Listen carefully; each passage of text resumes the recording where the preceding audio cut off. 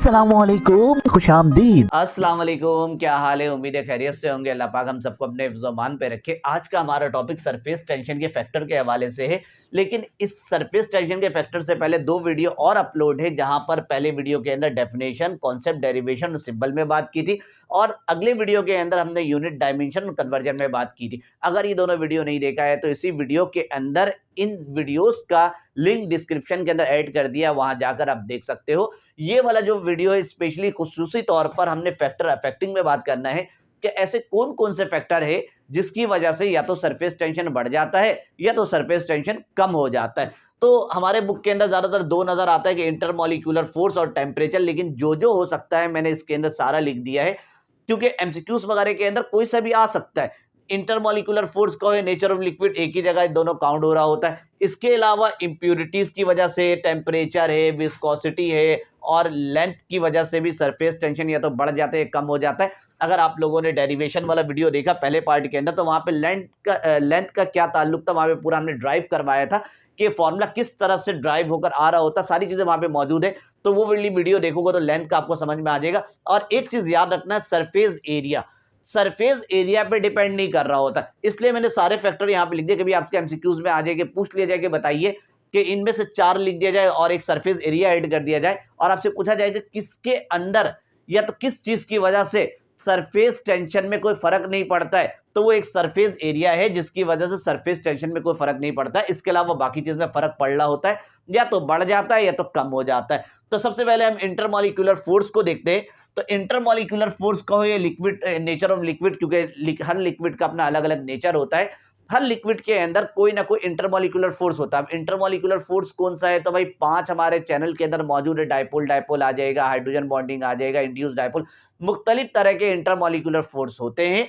तो अगर जिस लिक्विड के अंदर इंटरमॉलिक्यूलर फोर्स ज्यादा होगा, यानी कि अगर हाइड्रोजन बॉन्डिंग है तो हाइड्रोजन बॉन्डिंग के अंदर सबसे ज्यादा अट्रैक्शन होता है मॉलिक्यूल को खींचने का, तो उसका सरफेस टेंशन ज्यादा होगा। इसलिए वाटर का जो हमेशा सरफेस टेंशन होता है वो आपको ज्यादा मिल रहा होता है। तो इंटरमॉलिक्यूलर फोर्स कितने होते हैं, तो भाई हमारे कोर्स के मुताबिक 5 टाइप्स है जो आपको इस चैनल के अंदर मिल जाएगा। 5 टाइप, डाइपोल डाइपोल वगैरह जितनी भी आपको नजर आ रही।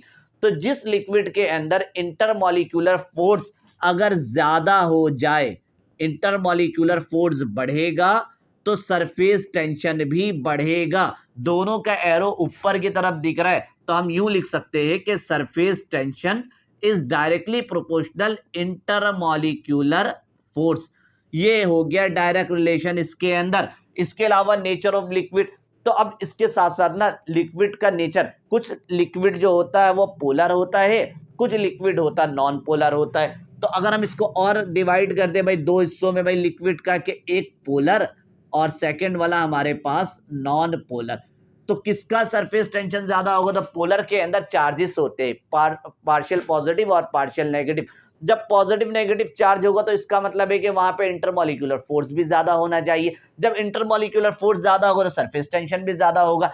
तो हम कह सकते हैं कि पोलर जो लिक्विड होते हैं वहां पे सरफेस टेंशन मोर, ज्यादा सरफेस टेंशन होता है, और जो लिक्विड नॉन पोलर वाले होते वहां पर लेस सरफेस या तो सरफेस टेंशन लेस लिख सकते हैं। जैसे कि अगर पानी है, पानी के ऊपर मच्छर आराम से बैठ सकता है क्योंकि पोलर है, पानी के अंदर हाइड्रोजन बॉन्डिंग एग्जिस्ट करता है, उसके अंदर partial positive partial negative charge सारा आ रहा होता है। लेकिन ऐसे लिक्विड जिसके अंदर नॉन पोलर हो, उसके अंदर नेचर जो हो नॉन पोलर का हो, वहां पर अगर कोई मच्छर बैठना चाहे तो मच्छर बैठेगा नहीं, डूब जाएगा। इसी तरह से अगर हम कभी इस तरह से देखें कि अगर कहीं पे पानी वगैरह है और वहां पे मच्छर बहुत ज्यादा बैठे हुए, तो वहां पे ले जाके ना कोई नॉन पोलर यानी कि पेट्रोल या तो केरोसिन ऑयल डालिएगा ना, तो सारे मच्छर डूब जाएंगे, सारे मच्छर पानी के अंदर यानी कि चले जाएंगे, क्योंकि उसके पोलर सॉल्वेंट जो उसके अंदर पोलैरिटी वगैरह होता है, जो सरफेस टेंशन होता है वो कम कर देता है जब आप नॉन पोलर वाली चीज किसी चीज के अंदर ऐड कर रहे होते हो। अगर वो नॉन पोलर उसके अंदर डिजोल्व हो रहा है तो ये भी ख्याल रखना, ये ना हो कि डिजोल्व ना हो रहा हो। अगर वो डिजोल्व होगा थोड़ा बहुत भी, तो उसके अंदर जो सरफेस टेंशन होता है वो पोलर मॉलिक्यूल का कम कर देता है। आसान से अल्फाज में यही मैंने कहा कि कहीं पे पानी वगैरह और मच्छर बहुत ज्यादा बैठे हुए और खतरा है कि भाई ये मच्छर बाद में बहुत ज्यादा नुकसान कर सकता है, बहुत ज्यादा फैल सकता है, तो उस पर ले जाके पेट्रोल डाल दीजिए, यानी कि आराम से, या तो केरोसिन ऑयल डाल दीजिए, मच्छर ऑटोमेटिक डूब जाएगा या तो उड़ के वहां से चला जाएगा। तो ये आ गया इंटरमॉलिक्यूलर फोर्स का और नेचर ऑफ लिक्विड का, दोनों एक साथ हमने देख लिया। इसके अलावा अगर हम इसी के साथ इंप्यूरिटीज पर भी बात कर ले कि इस पे IM इम्प्योरिटीज पर अगर जाते हैं तो वाटर को ही ले लेते कि अगर वाटर के, अब इम्प्योरिटीज को भी ना दो हिस्सों में डिवाइड कर देंगे कि भाई सॉल्युबल होना चाहिए, कि जो आप चीज पानी को ले लेते, पानी के अंदर जो चीज आप ऐड कर रहे हो वो सॉल्युबल हो, या तो स्पेंगली यानी थोड़ा बहुत सॉल्युबल हो, SPARNG स्पेंगली सॉल्युबल, कि अगर थोड़ा बहुत सॉल्युबल हो, अगर सॉल्युबल है तो आप इसके अंदर NaCl ले लीजिए, कि पानी के अंदर आपने नमक वगैरह ऐड कर दिया तो मुकम्मल पानी के अंदर जाने के बाद हल हो जाता है और अंदर जाके ना इंटरमोलिकुलर फोर्स को बहुत बढ़ा देता है, क्योंकि NaCl के अंदर पार्शियल पॉजिटिव, सॉरी पार्शियल नहीं बल्कि पूरा परमानेंट पॉजिटिव और नेगेटिव चार्ज है, तो उसके अंदर आयोन डाइपोल फोर्स वाला कहानी स्टार्ट हो जाता है, और आयोन डाइपोल फोर्स तो बहुत ज्यादा अट्रैक्शन रखता है। तो जब अंदर जाएंगे तो सारे मॉलिक्यूल के दरमियान वाटर और NaCl के दरमियान अट्रैक्शन बढ़ जाएगा, ऑटोमेटिक पूरा NaCl उसके अंदर डिसॉल्व भी हो जाएगा, सॉल्युबल होगा 100%, और अंदर सरफेस टेंशन बहुत ज्यादा बढ़ जाता है। इसीलिए आप अगर कभी गौर करिएगा, जो समुंदर का पानी है ना, जब आप समुंदर से नहा कर आइए और किसी वाटर पार्क में सॉफ्ट वाटर जहां मीठा पानी हो तो वहां से नहा कर आइए, तो जब समुंदर से नहाकर आते हैं तो जब सुबह उठते हैं तो आपको ज्यादा दर्द महसूस होता है, क्योंकि जो समुंदर का जो लहर वगैरह आ रहा होता है ना वो खारा पानी का होता है, उसके अंदर सरफेस टेंशन ज्यादा होता है, तो ज्यादा जोर से हमें हिट करता है, तो हमें पेन भी जब सुबह उठते हैं ना, तो वाटर पार्क से जब हम आते हैं उसके कंपैरिजन जब हम किसी सी साइड से आते हैं ना तो आपको ज्यादा दर्द का एहसास होता है, ज्यादा थकान होता है। इसके अलावा अगर दूसरी कंपैरिजन जाए स्पंगली सॉल्युबल, जैसे कि फिनोल वगैरह को अगर हम ले लें, तो फिनोल क्या करता है कि पानी के अंदर जाने के बाद मुकम्मल हल होगा नहीं, सॉल्युबल होता नहीं है, तो ये सरफेस टेंशन को ना, पानी का जो सरफेस टेंशन है उसको थोड़ा सा कम कर देता है। तो हम यूं लिख सकते हैं कि भाई सरफेस टेंशन ये कम कर देता है, और अगर इस वाले में जाते हैं तो ये सरफेस टेंशन जो हमारे पास NaCl वाला था ये बढ़ा देता है। तो ये सारी चीजें जो हमारे पास तीन आ गया, इंटरमॉलिक्यूलर फोर्स के साथ नेचर ऑफ लिक्विड दो ये हो गया, और इंप्योरिटीज हो गया। अब हम बात करेंगे टेम्परेचर के अंदर के टेम्परेचर की वजह से क्या होता है, तो ये वाला रिलेशन आपने याद रखना है, यही अभी हमें टेम्परेचर के अंदर भी काम आएगा। तो इसमें जो लिखना आप लिखिए, फिर मैं आपको टेम्परेचर वाला बताता हूँ। अच्छा, अब हम बात करेंगे टेम्परेचर में, लेकिन ये वाला रिलेशन जो इंटरमॉलिक्यूलर फोर्स और सरफेस टेंशन का, ये आपको पता होना चाहिए। अब टेम्परेचर जब बढ़ाते तो क्या होता है, जो मॉलिक्यूल करीब करीब होते हैं वो मॉलिक्यूल दूर दूर हो जाएगा। जब मॉलिक्यूल दूर दूर होगा तो उसके दरमियान का जो इंटरमॉलिक्यूलर फोर्स है उसमें कमी हो जाएगा, यानी कि इंटरमॉलिक्यूलर फोर्स कम हो जाएगा। जब इंटरमॉलिक्यूलर फोर्स कम हुआ तो इसका मतलब है सरफेस टेंशन भी कम हो गया। तो हम कह सकते हैं टेम्परेचर के बढ़ाने से इंटरमॉलिक्यूलर फोर्स कम हुआ तो सरफेस टेंशन भी कम हुआ। अगर इसको डायरेक्ट इससे लिंक करते हैं तो हम यूं लिख सकते हैं, टेम्परेचर को बढ़ाएंगे सरफेस टेंशन कम हो जाएगा। देखिए ये अगर ऊपर जा रहा तो यहां सरफेस टेंशन नीचे आ रहा है, तो हम यूं लिख सकते हैं, temperature is inversely proportional 1 divide by surface tension. तो ये भी एक और है, वाटर वगैरह को जब हम देखते हैं, जितना ज्यादा आप वाटर को हीट करते हो ना, वाटर पतला होता है, यानी सरफेस टेंशन के कम होने का मतलब यह होता है कि वो चीज पतला हो जाएगा। जैसे कि अगर पानी है, पानी के अंदर अगर मैं डिटर्जेंट को ऐड कर दूं तो डिटर्जेंट सरफेस टेंशन को कम करता है। जब सरफेस टेंशन को कम करता है तो पानी पतला हो जाता है, फिर उससे कपड़ा वगैरह जो साफ हो रहा हो तो ज्यादा बेहतर। खैर ये तो एक अलग हिस्सा है, लेकिन ये याद रखना, सरफेस टेंशन के कम होने का मतलब है कि वो चीज का पतला हो जाना।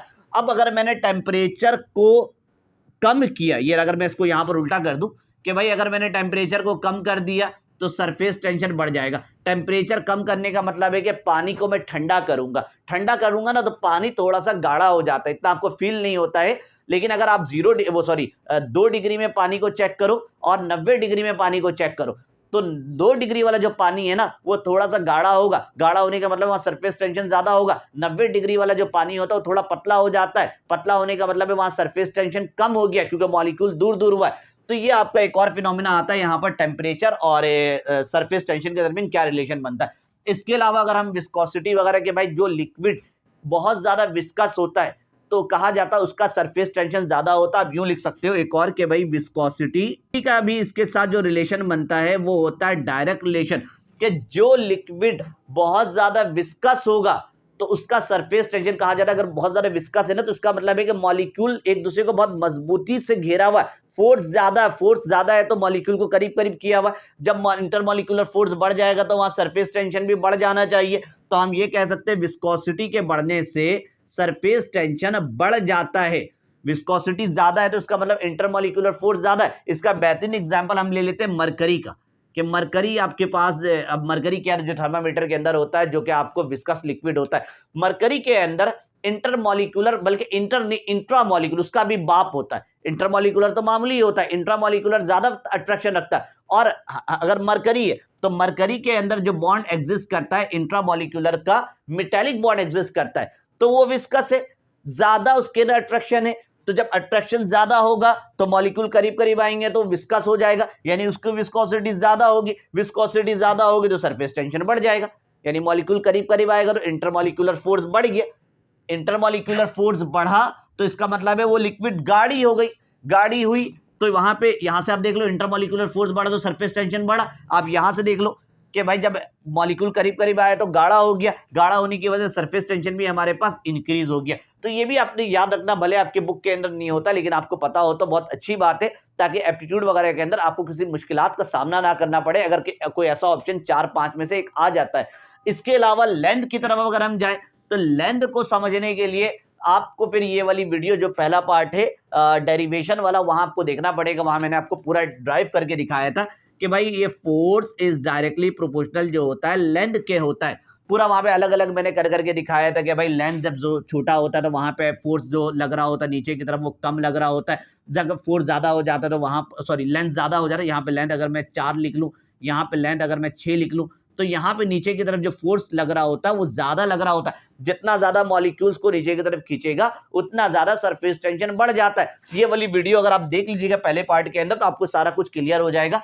तो ये आपका कोई डायरेक्ट रिलेशन बनाया था वहां पर, फिर यूं निकल कर आया था कि भाई यही जब प्रोपोर्शन को हटाते हैं, अच्छा ये एल को छोटा लिख देते, जब ये प्रोपोर्शन को हटाते तो यहाँ पर ये आता और इनके दरमियान जो रिलेशन बनता है फोर्स और लेंथ का, वो डायरेक्ट रिलेशन बनता है। तो हम कह सकते हैं कि अगर लेंथ जैसे जैसे बढ़ते जाता है वैसे वैसे, जैसे यहाँ पे नीचे फोर्स लग रहा है ना, तो यहाँ पे 4 फोर्स लग रहा है, यहाँ पे लेंथ बढ़ गया तो फोर्स भी हमारे पास देखिए इंक्रीज होते जाता है। तो जैसे जैसे लेंथ बढ़ेगा हमारे पास जो फोर्स बढ़ता जाता है, और जब फोर्स बढ़ेगा यूनिट लेंथ पे, जितना ज्यादा फोर्स बढ़ा देंगे उतना ज्यादा सरफेस टेंशन बढ़ता रहता है, यही डेफिनेशन है। और बाकी रह गया एक surface area, surface area depend नहीं कर रहा होता, लेकिन मैंने आपको जब सरफेस एरिया वाला जब डेरिवेशन के दौरान भी बात की थी कि भाई वो एक लंबा टॉपिक है, उसके लिए पूरा सोप फिल्म वगैरह बनाना पड़ता है। वो जब फिजिक्स वाले टॉपिक में जाएंगे तो वहां मैं आपको फिर डिटेल में बता दूंगा सरफेस एरिया ये फॉर्मूला कैसे ड्राइव हो रहा होता है और फिर ये क्यों नहीं डिपेंड कर रहा होता है, ये भी वहां पर मैं आपको बताऊंगा। तो ये आज आपका सरफेस टेंशन वाला जो तीनों पार्ट मुकम्मल हो गया।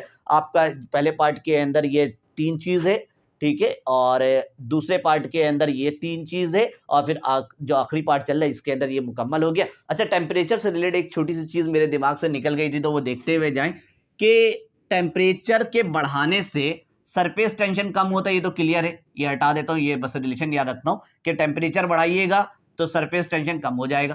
यानी सरफेस टेंशन कम होते होते ना एक पॉइंट ऐसा आता है जहां पे 0 भी हो सकता है टेम्परेचर बढ़ाते बढ़ाते। वो कौन सा टेम्परेचर है? हर लिक्विड का ना अपना क्रिटिकल टेम्परेचर होता है। तो मैं लिख देता हूं यहां पर, कभी एमसीक्यूज वगैरह में आ जाए, एट क्रिटिकल पॉइंट, यानी कि क्रिटिकल पॉइंट क्रिटिकल टेम्परेचर का, वो वाली वीडियो नहीं देखी तो मेरे चैनल के अंदर मौजूद है, critical temperature, critical pressure, critical volume. तो हर लिक्विड का अपना क्रिटिकल टेम्परेचर होता है।